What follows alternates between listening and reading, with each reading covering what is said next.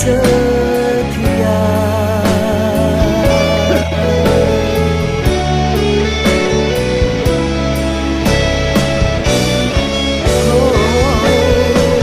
Saat ini ku buka hatiku selamanya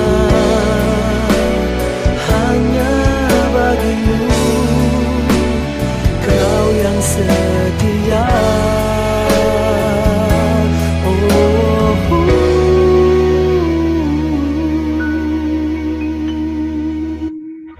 Selamanya hanya bagimu, Kau yang setia.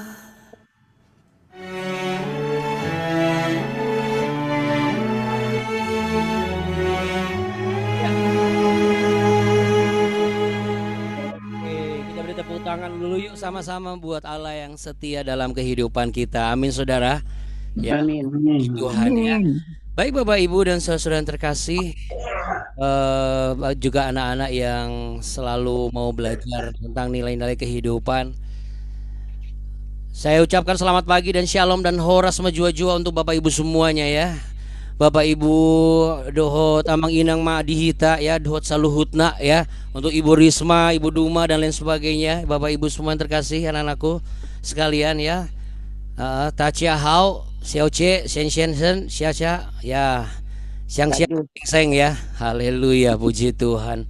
Ya, Bapak Ibu sedoyo, ya kini benar-benar kalau lihat BW itu saya seperti melihat atlas Indonesia Bapak Ibu ya. Dari Sabang sampai Merauke kita semua berkumpul dalam kasih setia Tuhan yang indah dan luar biasa. Kita beri tepuk tangan sama-sama yuk. Oke. Iya, sama-sama kita ucapkan kita orang semua bersaudara. 1 2 3. Kita orang semua bersaudara. Itu dia. Puji Tuhan, haleluya.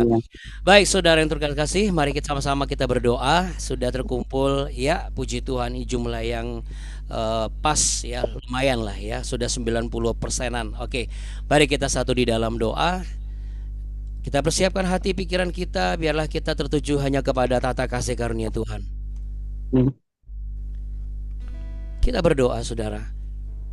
Kami bersyukur dan berterima kasih, mulut lidah kami masih Tuhan izinkan untuk memuji dan menyembah-Mu, untuk memperkatakan setiap perkataan yang benar dan baik dan beriman bahwa apa yang kami perkataan, kami doakan semuanya Tuhan tidak ada yang sia-sia. Mungkin dulu kami adalah orang-orang yang selalu memperkatakan yang sia-sia, memperkatakan yang kotor, memperkatakan yang buruk, memperkatakan yang jahat. Tetapi tidak, hari ini kami mau belajar. Hari ini kami mau belajar untuk tetap setia dengan pengajaran yang benar berdasarkan kebenaran firman Tuhan.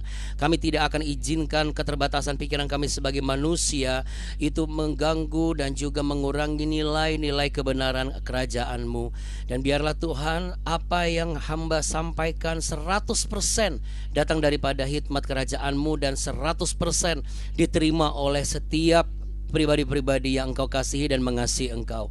Bapa kami yang ada di dalam sorga, dikuduskanlah nama-Mu, datanglah kerajaan-Mu, dan jadilah kehendak-Mu di bumi seperti di surga. Berikanlah kami pada hari ini makanan kami yang secukupnya, dan ampunilah kami akan kesalahan kami, seperti kami juga mengasihi orang yang bersalah kepada kami. Dan janganlah membawa kami ke dalam pencobaan, tapi lepaskanlah kami daripada yang jahat. Karena Engkaulah yang punya kerajaan, kuasa, dan kemuliaan sampai selama-lamanya. Dalam nama Yesus Kristus kami ampuni setiap pelanggaran dan dosa orang-orang yang berlaku jahat kepada kami, karena kami pun rindu Engkau mengampuni kami juga senantiasa. Tuhan, terima kasih untuk karya salib-Mu, anugerah keselamatan-Mu yang tak terkira. Itulah yang paling berharga di dalam kehidupan kami. Dan tak lupa kami ucapkan syukur atas nafas kehidupan yang telah Engkau berikan bagi kami, sehingga hari ini kami masih diberi kesempatan untuk melakukan hal yang benar di hadapan Tuhan. Dalam nama Tuhan Yesus, haleluya. Mari sama-sama katakan amin. Kita beri tepuk tangan yang meriah saudara yang terkasih. Kita mau sama-sama naikkan sebuah pujian, dan inilah pujian akan kita naikkan bagi hormat dan kemuliaan Tuhan.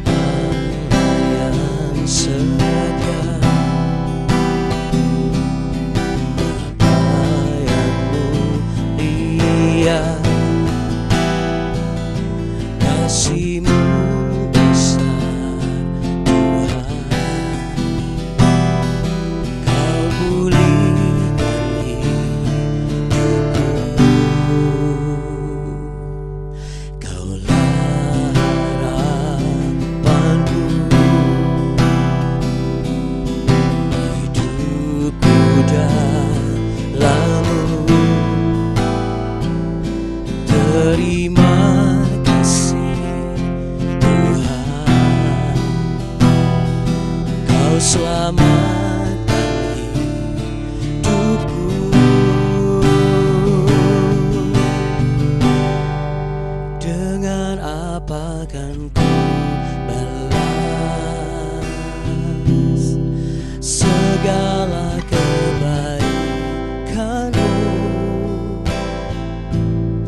Segenap hatiku menyembahmu Yesus. Ku bersyukur padamu. Dengan apa kan ku balas segala kebaikanmu? Segenap hatiku menyembahmu Yesus. Ku bersyukur padamu selamanya.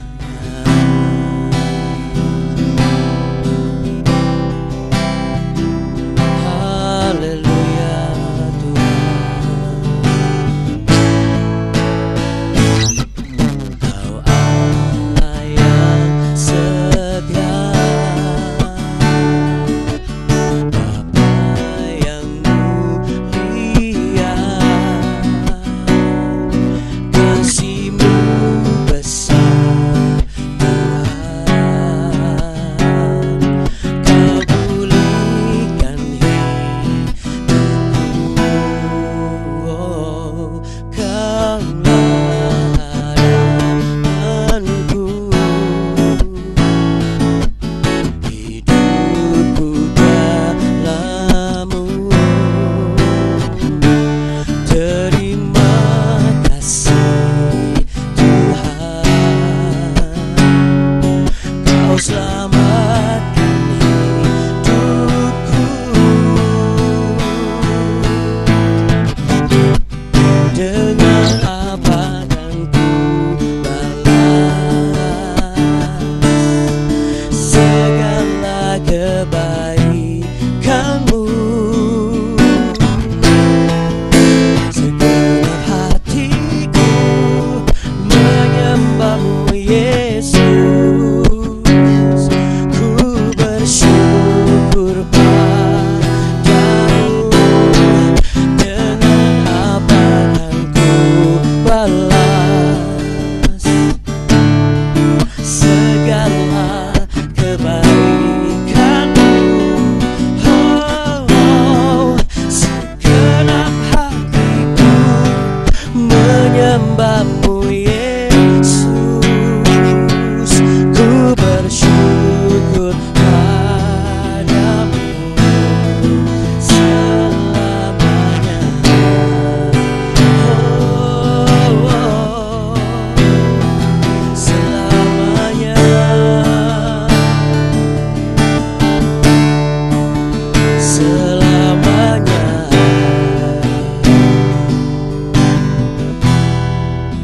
Selamanya.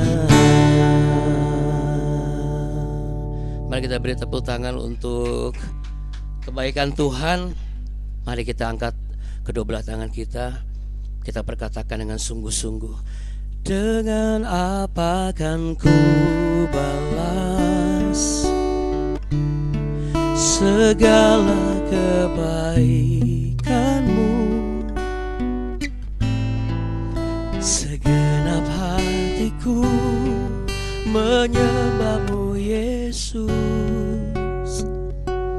Ku bersyukur padamu selamanya. Amin. Itulah janji setiap kami Tuhan. Haleluya. Ya saudara, Bapak Ibu dan juga anak-anak, orang kalau misalnya balas budi itu biasanya karena sudah menerima kebaikan terlebih dahulu, ya. Dan memang itu yang terjadi dalam kehidupan kita sebagai manusia. Semua orang yang tahu aturan pasti tahu bagaimana membalas budi, ya. Ya, tapi terkadang ada orang yang tidak tahu membalas budi, ya. Sudah dapat budi, dibalas pakai apa saudara? pakai talas Bapak Ibu ya. Karena ternyata dia bukan dapat budi, dia dapat ubi dari Bapak Budi gitu ya. Tapi kalau yang saya bicarakan adalah kebaikan Tuhan. Bapak Ibu dan anak-anak mendengar Abuna? Ya walaupun tidak lucu, pura-pura lucu, coba tepuk tangan biar ketawa sama-sama ya. Iya. Iya saudara ya, pagi-pagi ini memang tantangannya adalah sedikit ini ya.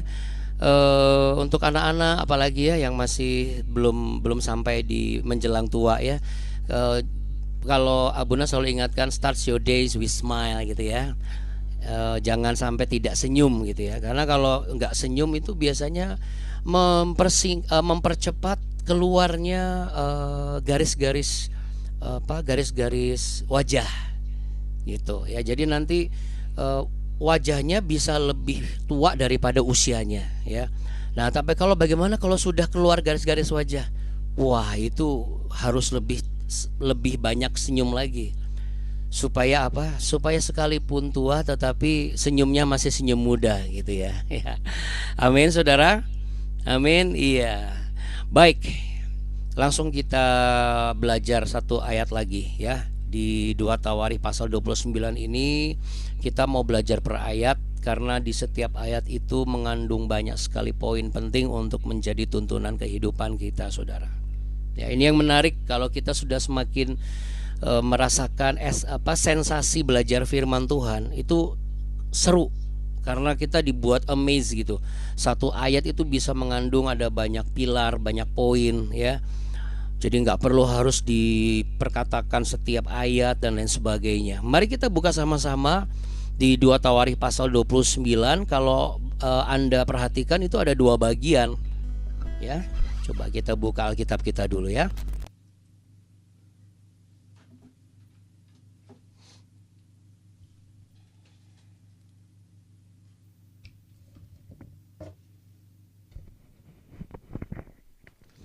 2 Tawarikh pasal 29 ayat yang ke-6. Abuna berharap tidak ada yang ke kamar mandi mohon izin ataupun yang menutup kamera karena ini singkat tetapi padat ya. Sayang kalau misalnya ini nggak didapat lalu kemudian baru ditonton ulang di YouTube nanti akan kehilangan momennya. 2 Tawarikh pasal 29 ayat yang ke-6. Kita baca sama-sama, itu ada 2 bagian. Bagian yang pertama adalah karena nenek moyang kita telah berubah setia, mereka melakukan apa yang jahat di mata Tuhan Allah kita, telah meninggalkannya, mereka telah memalingkan muka dari kediaman Tuhan dan membelakanginya. Jadi ada 6A dan 6B ya. Nah, saudara yang terkasih ya, boleh lihat ke kamera sebentar, jangan ke bawah. Takutnya kalau lihat ke bawah nanti matanya lama-lama ketutup saudara ya. Jadi lihat ke depan. Oke. Ini sebentar kok ya. Karena ini butuh benar-benar perhatian. Di setiap generasi, di setiap zaman selalu ada yang namanya krisis rohani. Ya. Saya ulangi lagi, setiap generasi di setiap zaman itu selalu ada yang namanya krisis rohani, ya. Di mana krisis rohani itu yang sering terulang adalah krisis kesetiaan kepada Tuhan. Ini fakta. Ya. Bukan karena generasi itu nggak tahu firman Tuhan. Bukan karena zaman itu tidak pernah berdoa. Jadi kalau kita proyeksikan ke diri kita, bukan karena kita ini nggak tahu firman Tuhan, bukan karena kita ini nggak pernah berdoa, tetapi karena kita hati ini itu bisa berpotensi pelan-pelan nggak disadari, itu mulai bergeser, lalu bergeser menjauh, lalu menjauh, menyimpang. Nah kalau sudah menyimpang, ini tanpa kita sadari yang paling berbahaya adalah apa? Membelakangi wajah Tuhan. Makanya dari tadi saya selalu minta bolehlah arahkan pandangan kepada saya. Karena jujur ketika Bapak Ibu dan anak-anak melihat ke kamera, saya sebagai hamba Tuhan itu merasa direspon. Tapi kalau Anda lihat ke bawah, Anda merem, Anda lihat ke samping, itu seakan kayak dicuekin. Anda bisa bayangkan kalau di hadapan kita itu adalah wajah Tuhan, lalu kita membelakangi Tuhan. Kira-kira demikian ya. Dan Hizkia itu belajar dari semua sejarah yang terjadi. Sehingga ia langsung melakukan sebuah perubahan. Reformasi rohani terjadi di Yehuda. Karena dia sadar, ini bangsa ini punya masalah. Kesetiaannya mulai hilang. Makanya dia bilang, Nenek moyang kita telah berubah setia. Dan dia melakukan apa yang jahat di mata Tuhan, Allah kita. Mereka meninggalkan dia, membelakangi. Ya saudara, ada beberapa kata kunci di sini. Ya, berubah setia. Ya, berubah setia ini, akar kata ini digunakan menggambarkan sebuah pengkhianatan dalam perjanjian. Seperti suami yang meninggalkan istrinya. Ya, jadi berubah setia ini bukan merupakan kejatuhan mendadak, saudara. Ya, secara teologis relevan namun praktis. Ini bukan hanya cerita masa lalu, ini peringatan dan cermin buat kita hari ini. Kata berubah setia itu adalah bukan kejatuhan mendadak, tapi pengikisan hati perlahan-lahan. Karena banyak orang Kristen tidak langsung jatuh. Mereka tuh kebanyakan jumlah yang berubah setia ini lebih banyak berubah setianya secara diam-diam. Jadi nggak langsung tiba-tiba membelakangi wajah Tuhan, enggak. Dia pelan-pelan. Mulai dari terpengaruh omongan orang, terpengaruh godaan mata, terpengaruh pikiran yang jahat, terpengaruh pergaulan yang buruk. Jadi nggak langsung tiba-tiba membelakangi wajah Tuhan. Apalagi sudah membelakangi wajah Tuhan, meninggalkan Tuhan. Ya, jadi nggak langsung berubah setia. Nah, kalau ada orang-orang di sekitar kita seperti itu, sekarang bagaimana dengan kita? Kita ini akan ikut-ikutan seperti mereka atau kita seperti Hizkia? Saya lakukan reformasi rohani saya dalam kehidupan saya dulu. Yaitu apa? Kita harus tunjukkan bahwa nilai kesetiaan itu seperti apa. Memang harganya sangat mahal. Sangat-sangat mahal. Pasti akan makan perasaan, makan pikiran, makan waktu, makan tenaga. Pikiran kita sudah mulai dirasuki dengan paham-paham yang ibaratnya ngapain kamu ngabisin waktu, ngabisin tenaga, emang kayak nggak ada laki lain, kayak nggak ada perempuan lain, kayak nggak ada ibaratnya anak-anak lain. Di luar masih ada banyak anak-anak yang rindu untuk dijadikan sebagai anak dan mereka rindu punya orang tua. Ya kalau orang anak-anakmu misalnya nggak mau dengar terus kemudian kurang ngajar, nggak berbakti, ya sudah. Pasti banyak pikiran-pikiran seperti itu. Tapi itu yang akan menggerus, itu akan mereduksi dan itu yang akan mulai mengikis, ya. Itu seperti sebuah proses erosi, ya. Erosi. Jadi udah nanti lama habis erosi, erupsi. Meledak dia. Kenapa? Karena hati yang melekat kepada Tuhan itu udah mulai nggak terjadi, nggak ada. Ya, taruh tangan di dada sama-sama. Apakah hatiku masih melekat kepada Tuhan Yesus? Seperti kali pertama aku menerima berkat-Nya. Apa maksudnya, Abuna? Kali pertama engkau diberkati dalam pernikahan, kali pertama engkau diberkati dalam pekerjaan, kali pertama engkau diberkati dalam ulang tahun misalnya. Ya, setiap pribadi kita, saya sangat yakin kita mengalami perjumpaan pribadi dengan Tuhan, mengalami yang namanya sukacita di dalam Tuhan seperti apa. Tapi karena pergaulan yang buruk, pengaruh yang jahat, omongan yang macam-macam, saudara kita yang gak dekat sama Tuhan tapi mempengaruhi hidup kita dan kita dengar apa omongannya mereka, wah ini kacau balau ini. Ya, jadi hal yang pertama adalah kita jangan berubah setia. Dan ini bisa diterapkan dalam kehidupan kita sehari-hari. Kalau kita setia sama orang pada saat orang itu baik, semua orang bisa. Tetapi ketika kita tetap setia saat orang itu tidak baik. Tidak baik ini kan ada dua hal. Kita yang memang menemukan bukti sendiri bahwa orang ini nggak baik atau kata orang. Kalau misalnya kata orang, nggak usah dengerin Bapak Ibu. Selama kata orang, nggak usah digubris. Kalau enggak nanti rumah tangga kita, pertemanan kita itu gampang sekali digonjang-ganjing sama orang. Kamu tahu nggak? Ini contoh misalnya ya. Kamu tahu nggak? Si ini kan ini nggak suka sama kamu. Kalau kita jadi pribadi yang gampang kehasut sama orang, oh ya masa sih kurang ajar dia. Padahal kita nggak tahu orang itu benar suka apa enggak, benci apa enggak. Kemarin ketemu di restoran loh, sama siapa ya, ibu ya. Kayaknya deket banget gitu loh. Terus saya foto. Nih fotonya. Kok kayaknya deket banget ya. Dipanas-panasin misalnya. Kalau kita tidak menemukan bukti, nggak usah didengerin. Mengenai jabatan juga demikian. Apapun gembar-gembor di luar. Selama kita bukan yang menemukan sendiri, nggak usah kita telan mentah-mentah 100%. Karena apa saudara? Supaya kita tidak mengalami perubahan kesetiaan kita. Yang akhirnya masuk ke dalam kata kunci kedua. Ternyata kalau orang yang udah mulai berubah setia, dia langsung tahap berikutnya adalah melakukan yang jahat. Kalau bahasa Ibraninya adalah sehara.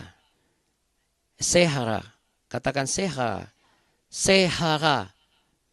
Ya, sehara. Ini bukan hanya soal kejahatan karena dilawan keburukan ya, lawan kebaikan.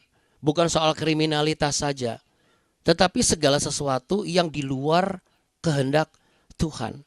Yang dunia anggap biasa kayak begitu. Lu gak usah terlalu rohani deh. Tetapi bagi Tuhan itu jahat banget gitu. Nah, jangan-jangan karena kita terlalu modern, lalu kita juga kebanyakan dengar pengajaran yang sangat modern, sehingga kita mulai melihat sesuatu yang sebenarnya jahat di mata Tuhan, tapi kita udah anggap biasa gitu. Kita harus berubah dari sikap hati seperti ini. Biasalah kayak gini, hari-hari gini mah biasa. Sekarang ada banyak orang tua udah apatis sama anak-anaknya. Anak-anak kecil usia 4-5 tahun, saya pernah melihat sendiri dengan bukti konkret dan aktual. Jadi anaknya usia sekitar 4 atau 5 tahun. Dikasih handphone. Ibunya di sebelahnya, itu di stasiun kereta api waktu itu.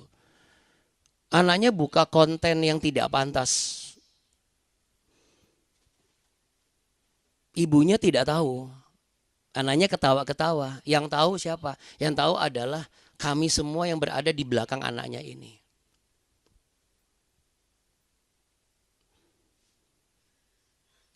Dan ketika ada satu penumpang yang mengatakan, "Bu, anaknya Bu, lihat handphonenya." Anda mau tahu usia 4 tahun dia bisa langsung tutup skrinnya, dia langsung buka ke aplikasi lain. Secepat itu saudara. Mungkin buat si anak, yang penting gak ketahuan. Tetapi di mata Tuhan itu jahat. Tapi bagi beberapa orang ada yang tidak menegur. Karena apa? Udah biasa anak-anak zaman sekarang mah. Gak usah terlalu kaku-kaku lah. Apalagi kalau misalnya masalah kesopanan, masalah norma. Kok gak bilang terima kasih sih? Sekarang rata-rata begini. Biasa generasi zaman sekarang mana ada sih yang tahu aturan. Saya prihatin saudara. Saya sih berdoa anak-anak cucu kita gak seperti itu. Tetapi di luar sana jujur saja.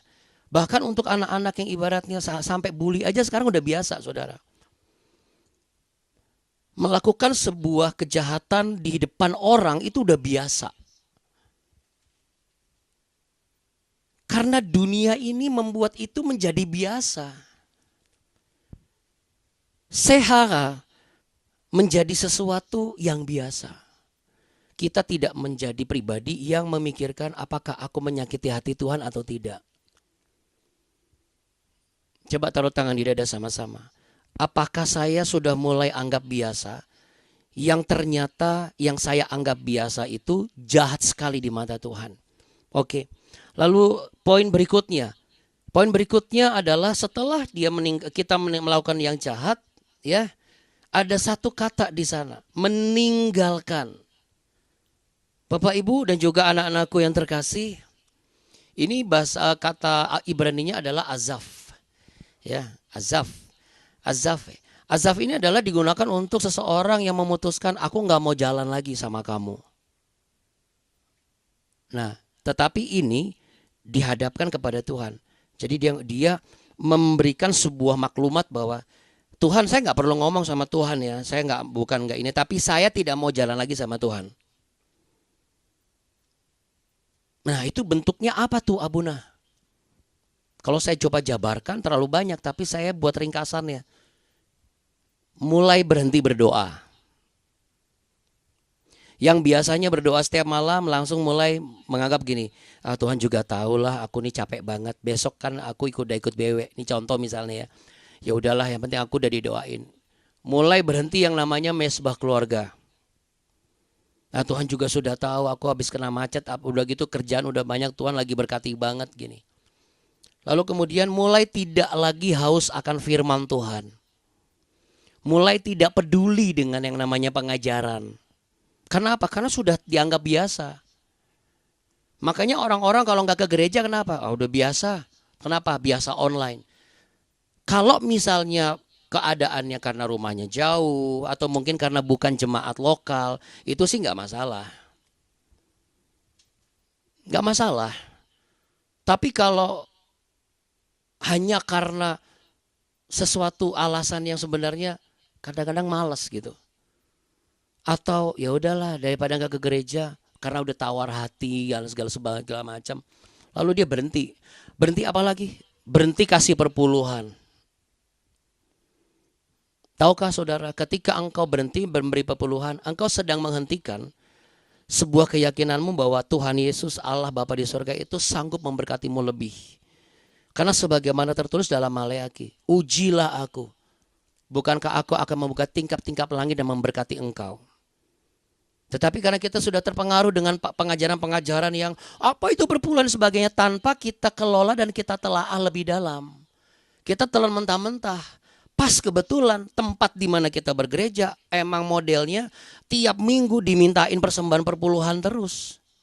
Padahal memang itu adalah sesuatu yang apa? Sesuatu yang memang bukan kewajiban, itu pantasnya begitu saudara.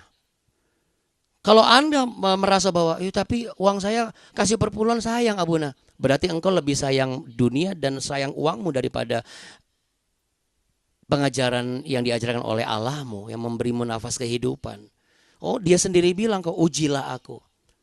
Sampai hari ini kami sekeluarga tidak pernah tidak melihat Tuhan itu tidak memelihara kami Bapak Ibu. Lalu berhenti apa lagi? Berhenti kasih persembahan. Lalu berhenti apa lagi? Berhenti pelayanan.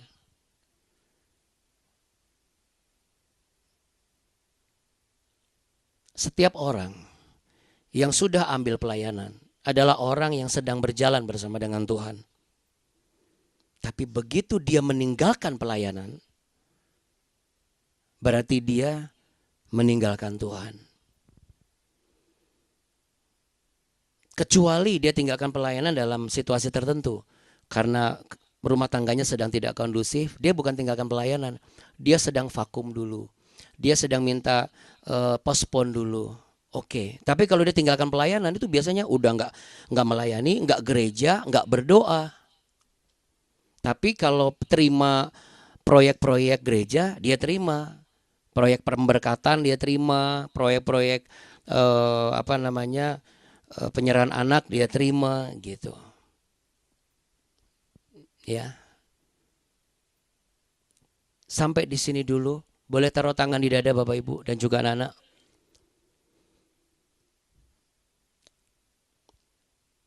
Apakah saya diam-diam telah meninggalkan Tuhan?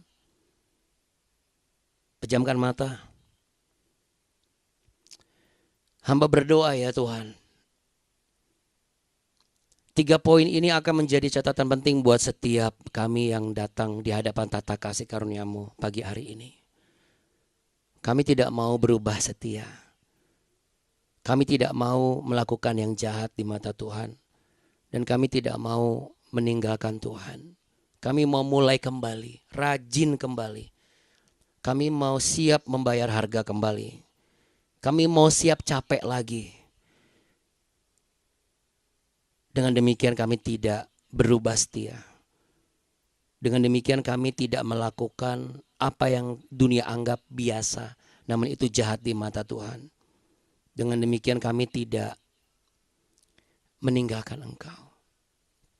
Hamba berdoa hari ini, baik yang bekerja, baik yang sekolah, baik yang akan melakukan perjalanan, baik yang akan melakukan aktivitas, engkau akan mengalami penyertaan Tuhan jauh lebih kau rasakan ketika engkau benar-benar mendengar, percaya dan merenungkan 3 hal ini. Masih ada hal yang lain, besok kita akan pelajari kembali. Namun pegang teguh, simpan baik-baik, catat dalam hatimu. Sebab ada berkat tersembunyi di balik ini semua. Ada kebaikan Tuhan yang tidak pernah engkau perkirakan yang akan kau terima di balik ini semua. Bapak, Ibu, dan juga anak-anakku, mari kita berdoa bersyukur untuk Indonesia yang diluputkan dari bencana tsunami. Kami bersyukur Tuhan, Indonesia kau luputkan dari bencana tsunami. Kami juga berdoa bagi mereka yang mengalami bencana tsunami, gempa 8,7 di Rusia dan dampak efeknya di negara-negara lain. Ada anak-anak Tuhan di sana. Kiranya mereka yang bersama-sama berdoa, mereka akan membangun sebuah menara-menara doa, sebuah benteng pertahanan iman, sehingga orang-orang yang putus asa diberi pengharapan, orang yang sakit diberi kesembuhan, orang yang terluka diberi pemulihan, orang yang lemah diberi kekuatan. Sama berlaku juga itu atas kami. Mungkin saat ini kami juga mengalami bukan secara harfiah. Mungkin keuangan kami sedang mengalami gempa. Mungkin rumah tangga kami sedang mengalami gelombang tsunami. Tetapi biarlah kami tetap percaya bahwa kami aman di dalam perlindungan kasih setia Tuhan. Dan kami bersyukur dan kami berdoa. Dimanapun kemanapun kami pergi, Tuhan menyertai kami senantiasa. Untuk itu saudara, terimalah berkat damai sejahtera. Terimalah kasih setia dan pemeliharaan Tuhan. Hari ini kau terima dan engkau alami bersama dengan kasih setia Tuhan Yesus. Engkau akan bahagia hari ini, esok dan seterusnya. Tuhan memberkatimu berlimpah-limpah. Tuhan menyinarimu dengan wajahnya dan memberimu kasih karunia. Tuhan menghadapkan wajahnya kepadamu untuk memberimu damai sejahtera. Dalam nama Tuhan Yesus Kristus, mari yang percaya dan mengucap syukur sama-sama katakan amin.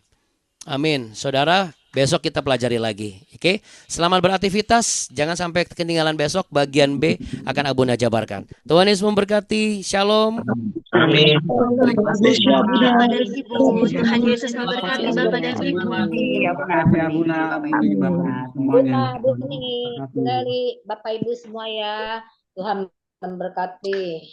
Amin. Terima kasih ya Buna. Terima kasih banyak. Pak Jordi mana Hans Pak Jordi? Apa mana Nathan Pak Jordi? Kok Hans? Mana Nathan Pak Jordi? Pak Jordi mana Pak Jordi? Oh, udah keluar ya Pak Jordi Bu Vivi ya?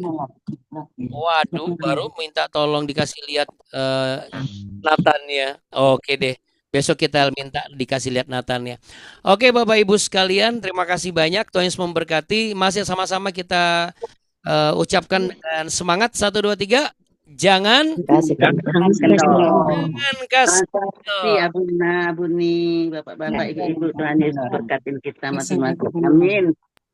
Terima kasih ya Buna dan Abuni, Bapak Ibu-ibu, sampai ketemu. Jangan kasih kendor. Terima kasih ya Buna. Hiskia juga jangan kasih kendor. Terima kasih. Hiskia ya. Tadi saya mau pertemukan Hiskia sama Nathan gitu loh maksudnya. Ya. Biar sama-sama ngomong jangan kasih kendor gitu ya.